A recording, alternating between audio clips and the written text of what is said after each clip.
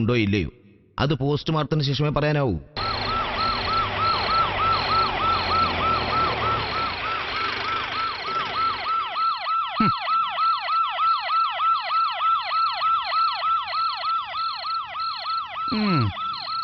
Sir, എന്താണോ പഴയ എസ്ഐയും പുതിയ എസ്ഐയും തമ്മിൽ രഹസ്യ നീക്കം? അല്ല, പഴയ എസ്ഐയുടെ സസ്പെൻഷനൊക്കെ അങ്ങ് തീർന്നോ? സർ, എന്ന് വെച്ചാൽ അർത്ഥം എന്താടോ? ആണെന്നോ അതോ അല്ലെന്നോ? രതി കൊലക്കേസിന്റെ കാര്യങ്ങൾ പഠിക്കാൻ വേണ്ടി കമ്മീഷണർ സാർ അയച്ചതാണ്. ഓ, അൺഒഫീഷ്യൽ സ്ക്വാഡ്. ആ റിപ്പറിനെ പിടിക്കാൻ അല്ലേടോ? സർ, അതും ഈ റിപ്പറുടെ തലയിൽ കെട്ടിവെക്കാനാണോ നിങ്ങളുടെയും കമ്മീഷണറുടെയും ശ്രമം? അങ്ങനൊന്നുമില്ല സർ. ഈടോ, അവളൊരു ഹോം നേഴ്സാണ്. വല്ല കിളവന്മാരെയും വായി നോക്കാൻ പോയിട്ട് എങ്ങനെ ഒരു ഗർഭം വീണ് കിട്ടി? അപമാനം സഹിക്കാൻ വയ്യാതെ ടെൻഷൻ കൂടിയപ്പോ അവളൊരു സിനിമയ്ക്ക് പോയി.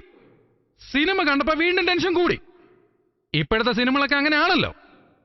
എല്ലാവരും സിനിമ കാണുന്ന തക്കം നോക്കി അവൾ അവിടുത്തെ ടോയ്ലറ്റിൽ പോയി സ്വന്തം ഷാളെടുത്ത് കഴുത്തി മുറുക്കി ആത്മഹത്യ ചെയ്തു. അതിനെല്ലാവരും കൂടി എവിടെന്നോ ഒരു റിപ്പറിനെ എഴുന്നള്ളിച്ചുകൊണ്ട് വന്ന് ആ കുറ്റം അവന്റെ തലയിൽ കെട്ടിവെച്ചു. ഈ പത്രക്കാരും ചാനലുകാരും ചേർന്നിപ്പോ നമുക്ക് കിടക്കപ്പുറത്ത് തരുന്നില്ല.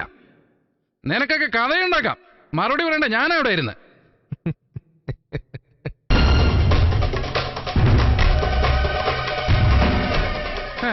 ഇതാരുടെ താടിയും മൂടി നീട്ടി വളർത്തിയൊരു സ്വാമി സങ്കടമാധവനോ?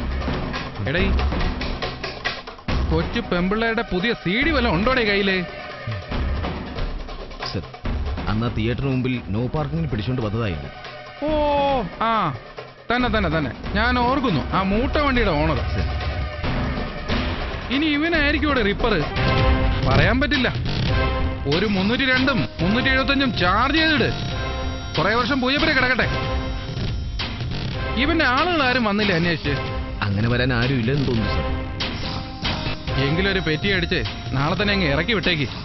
ഇന്നിപ്പോ രാത്രി ആയി പോയില്ലേ? ആ, വേറെ കാര്യമൊന്നുമില്ലല്ലോ. നാളെ ഞാൻ ലീവായിരിക്കും. വല്ലതും ഉണ്ടെങ്കിൽ ആ സിയോട് പറഞ്ഞാൽ മതി, എന്നെ വിളിക്കണ്ട.